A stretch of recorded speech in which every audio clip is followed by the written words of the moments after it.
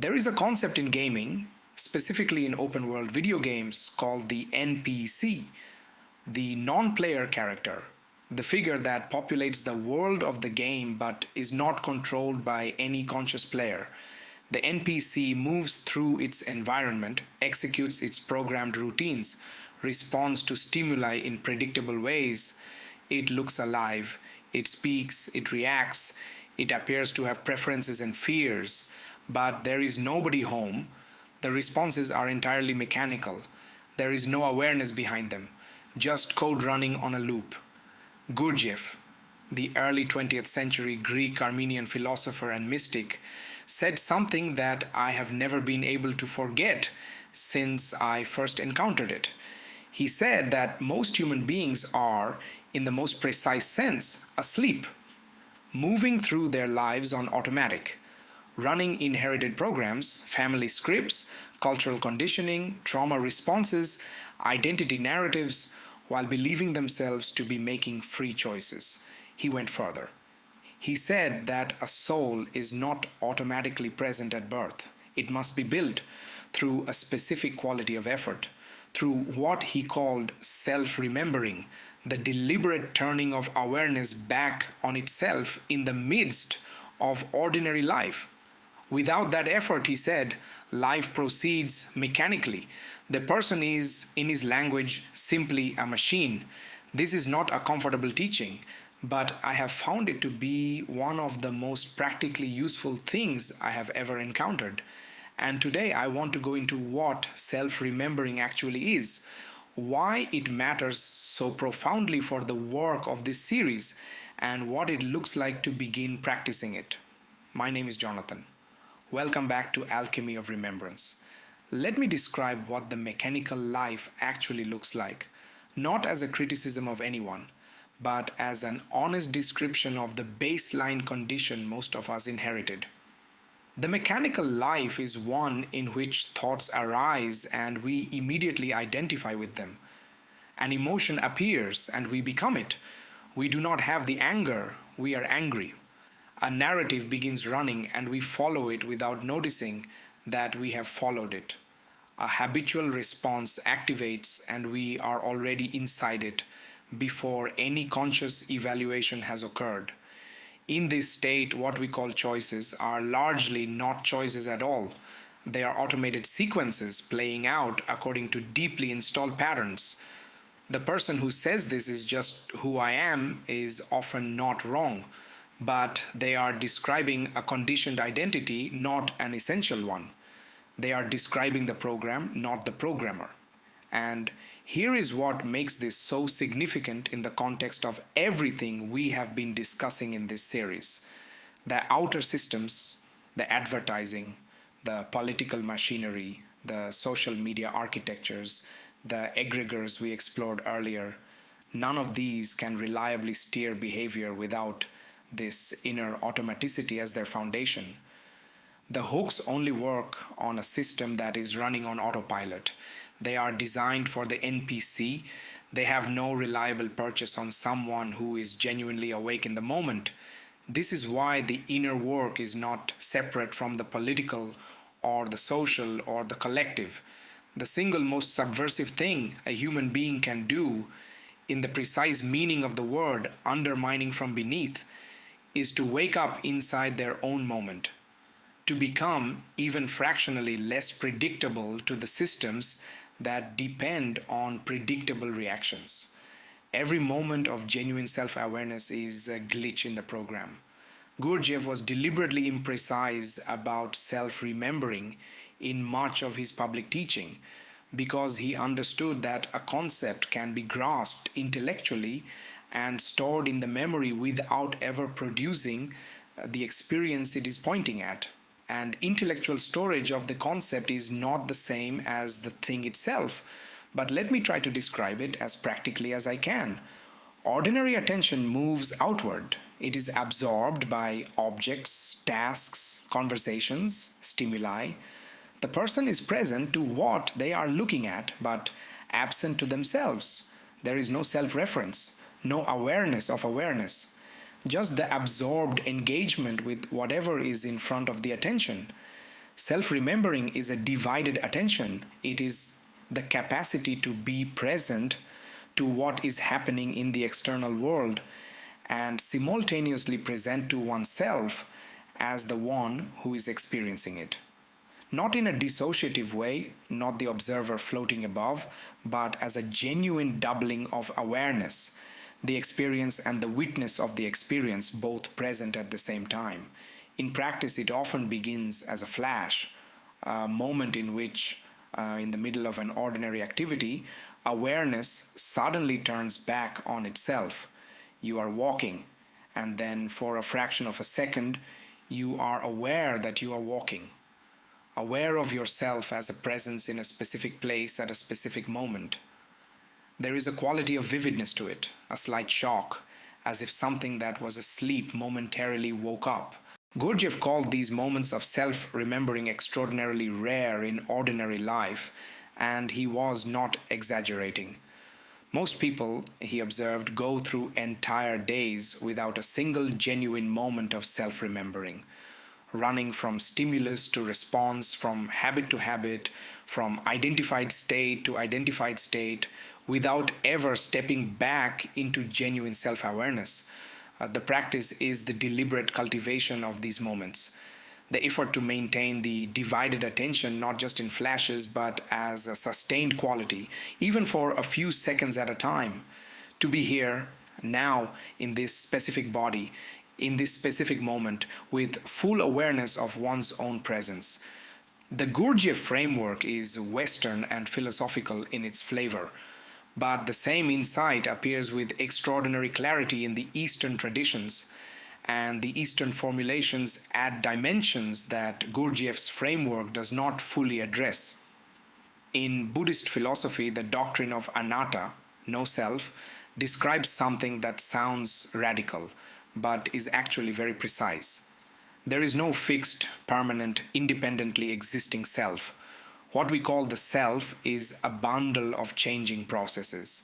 Sensations, perceptions, mental formations, consciousness, none of these remains constant. All of them are in flux. The self is a verb, not a noun, an ongoing process, not a fixed entity. When this is seen directly, not believed as a philosophical position, but actually observed in the present moment, something radical happens. The thoughts that arise no longer feel like my thoughts in the same way.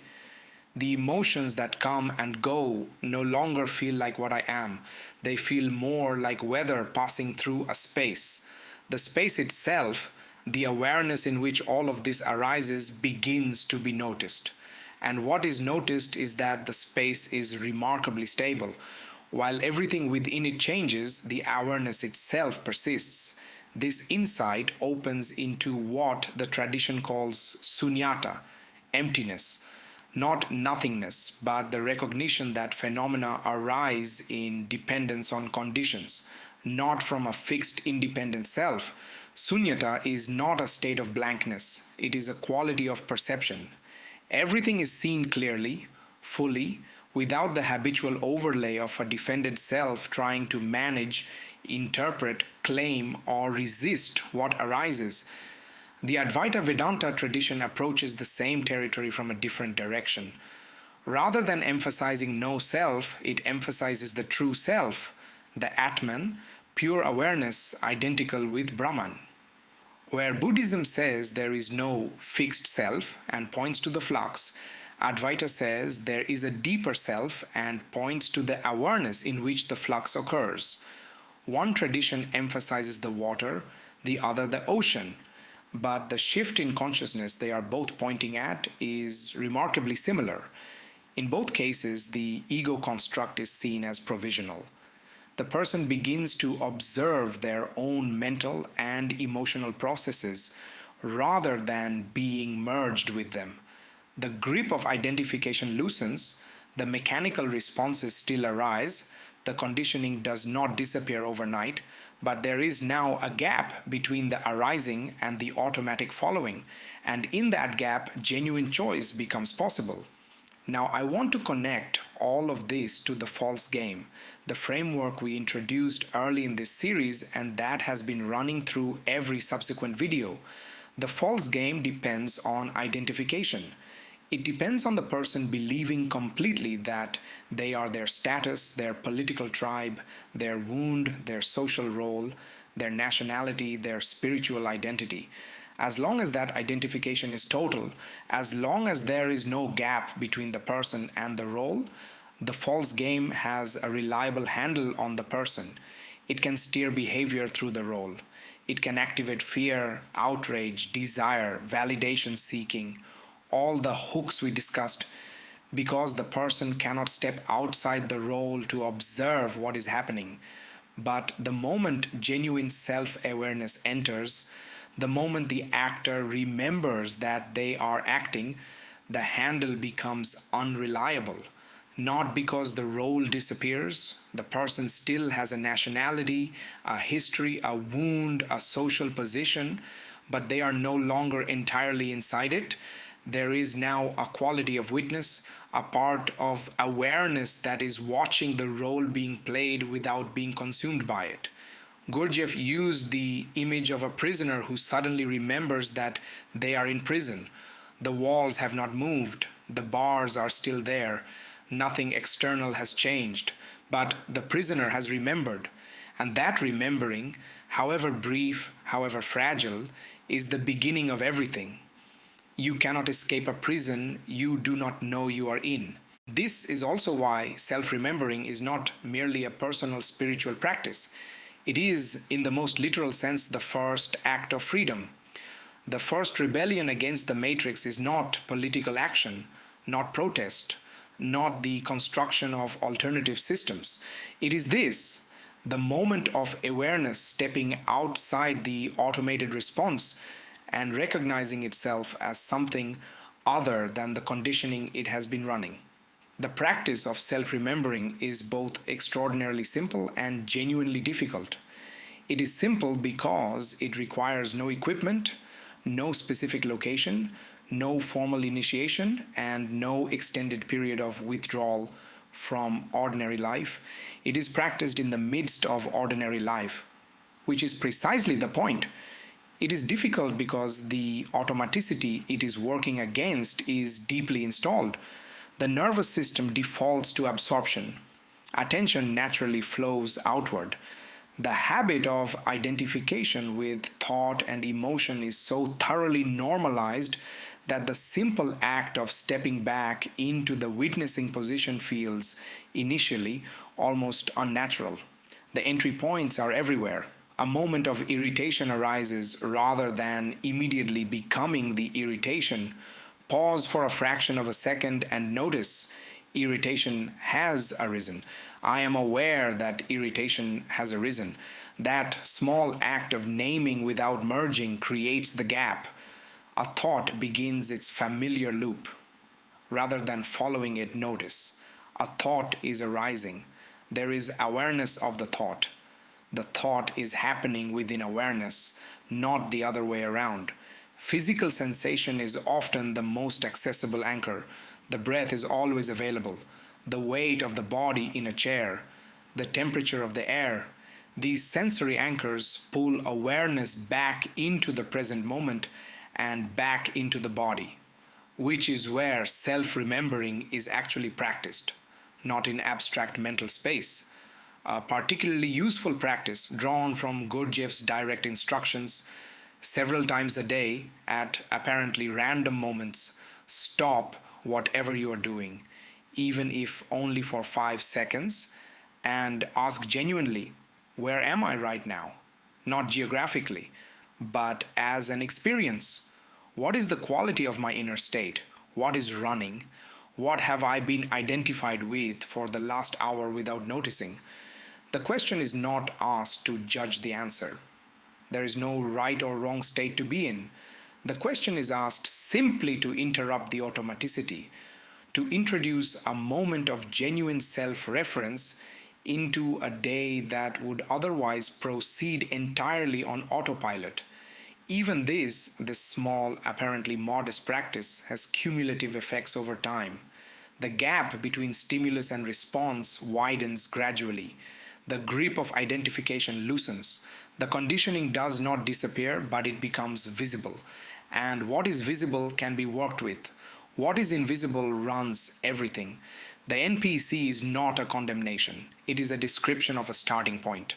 Most of us begin there, absorbed in the role, identified with the conditioning, running the inherited program without knowing we are running it.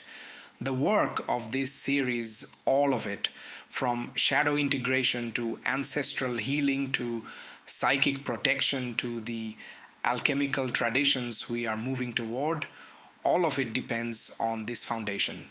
The capacity to step outside the automatic response, even for a moment, to be here now, awake inside the experience rather than entirely merged with it.